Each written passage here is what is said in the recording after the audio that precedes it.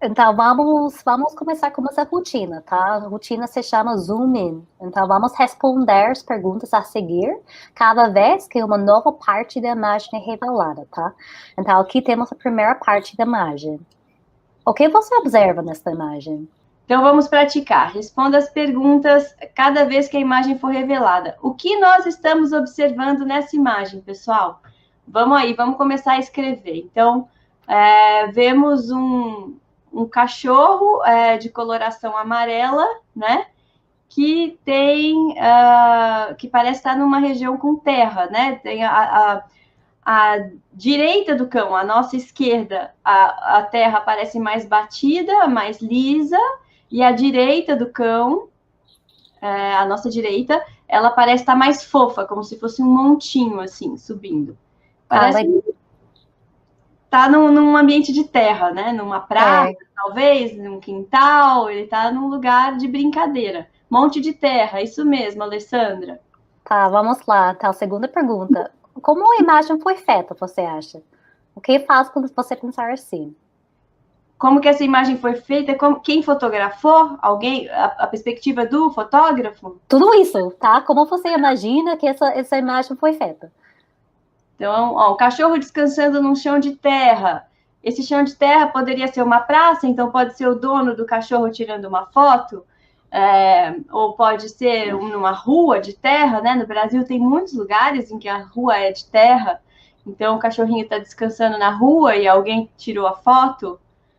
Ou pode ser uma obra, a Camila falou muito bem, Camila. Pode ser uma situação de uma obra, um canteiro de obra que tem terra e é o cachorrinho que acompanha os operários nessa obra, pode ser. Legal. A Como gente você. tentando Desculpa. raciocinar com essas evidências, né? Então, olhar para a terra, olhar para o cãozinho, acionar nossos conhecimentos prévios de lugares com terra e tentar refletir sobre aonde que o cachorrinho pode estar e como que essa foto foi tirada. Isso. É a última pergunta. Como você imagina as outras partes dessa imagem? Tá com base, sabe, sobre essas ideias que estavam surgindo? O que você como você imagina as outras partes? Olha, a Alessandra falou, parece que foi após uma chuva, porque o chão está meio molhado. Parece sim uma obra, disse o Leandro Café. Então é isso mesmo, pode ser que então, se a gente sabe que a Claire já nos disse que essa imagem é um pedacinho de uma imagem, é um zoom in, né? A gente está olhando para um detalhe da imagem, a pergunta agora é: o que a gente acha que está em volta?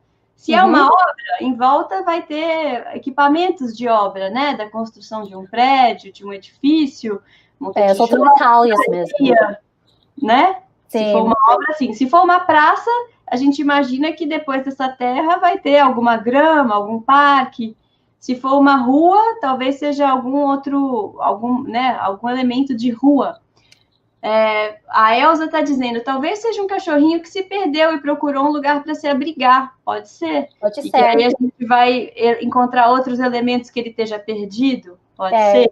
É bem legal, porque estamos criando hipóteses, sabe? Tá? Então, estamos sendo curiosos sobre mesmo essa imagem, para entender realmente o que está acontecendo de fato. Tá, vamos lá, vamos explorar um pouquinho mais essa imagem, tá? Então, a segunda revelada. Tá carregando. Ai, puxa vida.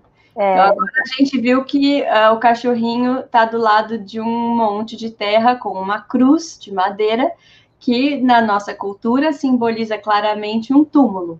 Então, a gente pode supor que ele está num lugar tipo um cemitério e que de terra, o que pode levantar várias hipóteses para nós, né? Sim, então, você está falando. Desculpa, Júlia, você estava falando sobre esses novos elementos, né? Sobre a imagem, sobre essa nova parte. Tem outras coisas novas para você, outros detalhes que está surgindo, o que está chamando uma atenção? Sim, dá para ver que à direita da cruz, ali na cova, né, nesse monte de terra, tem alguma coisa branca, duas coisinhas brancas que parece ou um papel ou um plástico, não dá para entender muito bem o que é, mas eu estou com meus conhecimentos prévios imaginando, supondo que possa ser um plástico. Eu pergunto, será que é alguma coisa que sobrou do enterro? Será que é algum contexto em que teve que acontecer o enterro às pressas? Será que a gente vendo, né, que o chão está molhado, que tem um pedaço de terra fofa e outro batido, que parece recente?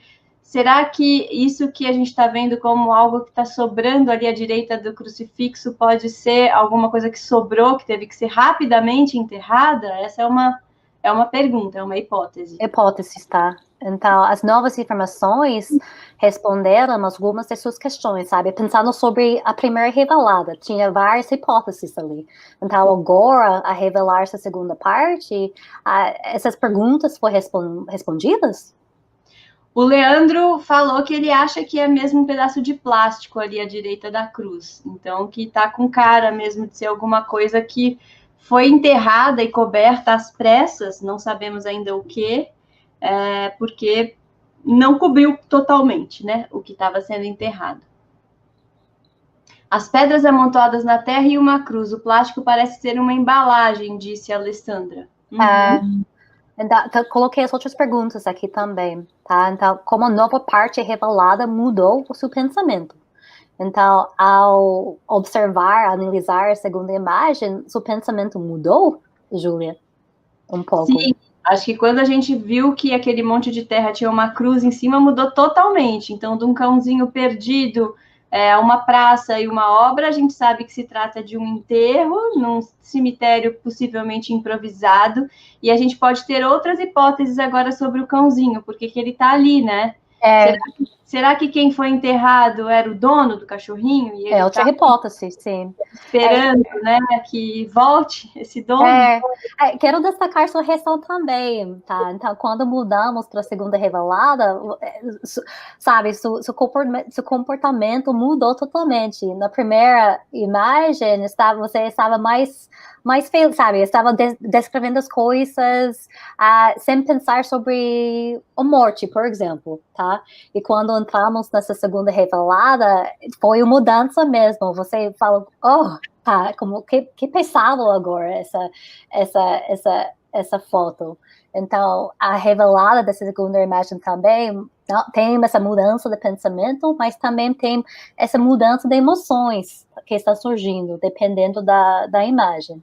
A Alessandra trouxe mais uma hipótese assim, continua achando que pode ser um deslizamento, que podia ser obra, algum lugar de construção e houve um deslizamento que poderia até significar um enterro improvisado e rápido num lugar em que houve um acidente, é possível. É possível. Que o cãozinho esteja ali porque ele estava acompanhando essa pessoa, também é possível.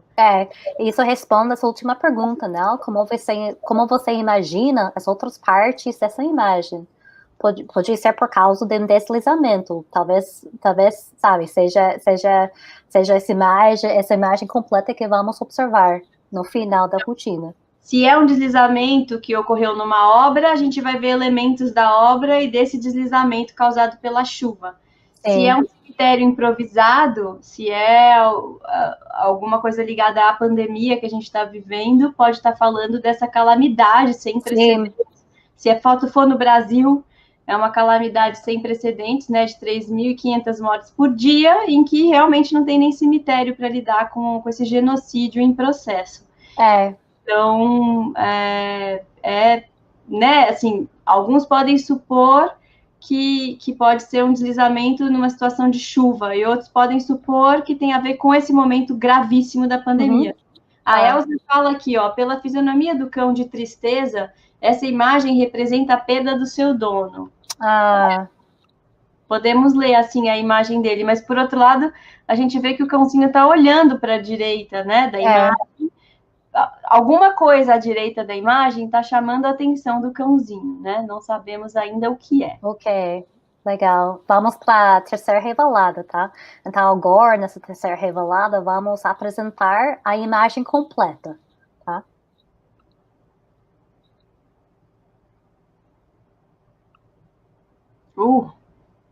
Ao ver a imagem completa, o que mudou no seu pensamento? Tá pensando sobre essa hipótese, tá? Quais conexões podem ser feitas agora ao observar, analisar essa imagem completa? Então, vemos, né, no primeiro plano, um cãozinho do lado de uma cova recém-coberta, com uma cruz e algo de plástico branco, algo branco, saindo um pouco da borda direita, como se fosse recente e rapidamente coberto. Ao fundo, a gente vê uma série de covas cavadas no chão, com marcas claras de retroescavadeira, né, que cortaram com o trator a terra fofa, recém-aberta, em que a gente viu sinais, né, já desde o primeiro plano, de uma terra mais batida, úmida, recém-mexida, o que nos indica uma grande quantidade de covas cavadas em pouco tempo, né? Pelo menos 1, 2, 3, 4, 5, 6, 7, 8 vistas na primeira coluna, e a gente imagina que isso se multiplica em série numa paisagem desoladora, né? De um cemitério feito às pressas. Eu suponho, refletindo sobre isso e conectando com o tempo presente, eu suponho que isso esteja ligado ao contexto atual da nossa pandemia do Covid, pessimamente gerida, né? E dando mortes como um genocídio mesmo. Está fazendo essas conexões agora, né? Com essa imagem, com nossa realidade. Tá? Foi algo que te surpreendeu, Júlia, quando você estava olhando essa foto? Ou suas respostas, sabe, as suas hipóteses foram respondidas também?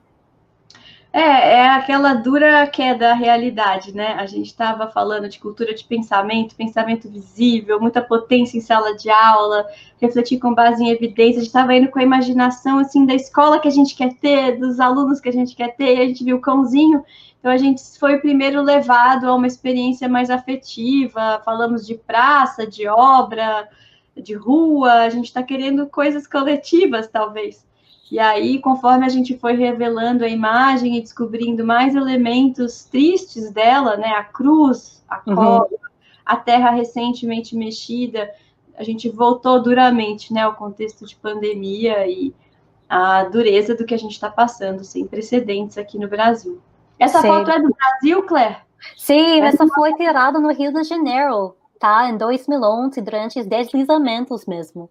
Mas, sabe, então não é pandemia. Então não é pandemia, mas, sabe, essas conexões que surgiram, foi muito legal fazer essas conexões entre essa foto e nossa realidade, tá?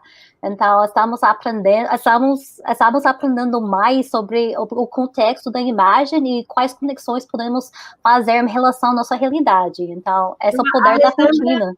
A Alessandra tinha razão. Foram aquelas capacidades de deslizamento em 2011, que até o governador falou um monte de abobrinha na época. Isso acontecia, que era assim mesmo, como se fosse naturalizando um fenômeno que é social e cultural, não é nem um pouco natural, né? Não é a culpa da chuva, né? A chuva num país tropical ela é abundante. O que impacta é como a gente gere a cidade e a condição de risco das pessoas na cidade diante de um fenômeno que é natural, né? Então, acho que a Alessandra lembrou disso, né, Alessandra? Porque foi realmente uma coisa muito impactante no Brasil. A Camila está lembrando aqui, nesse sentido, o pensamento tem a tendência de pender inicialmente para o positivo, para o bom? Não, Camila, não necessariamente tem que pender para o bom, né? Depende de onde estamos, né? A conversa que a gente estava aqui antes, eu e Claire, estava indo para esse lugar, né?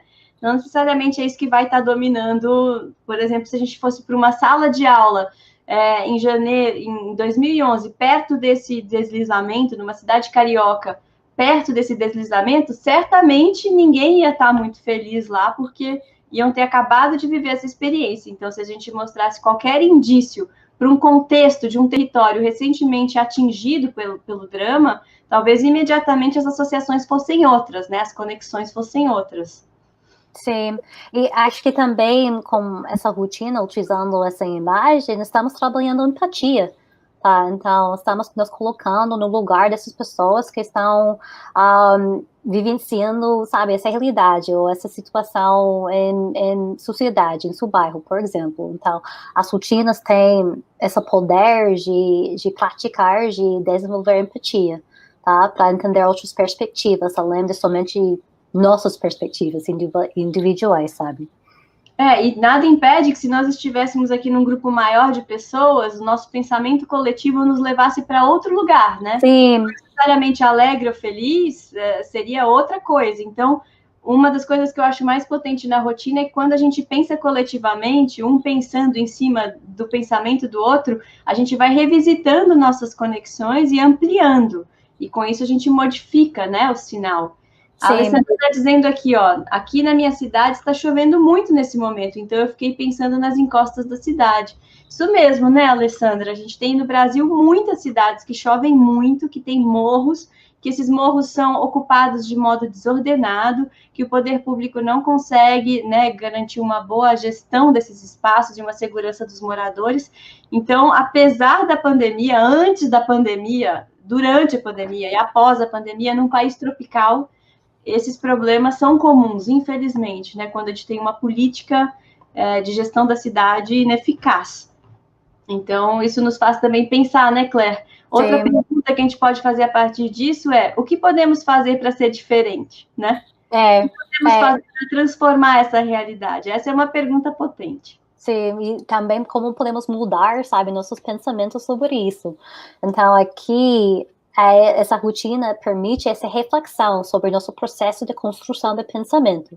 Ou seja, como nossas ideias podem ser mudadas, quando criamos novos entendimentos. E como esses novos entendimentos, quais ações podemos tomar para melhorar e evoluir a situação. Tá? Então, é isso. Como podemos fazer, ou como podemos transformar mesmo nossos pensamentos para atuar em uma forma específica, sabe? Legal. Eu vou pedir para o Café jogar o meu slide agora, então, de definição.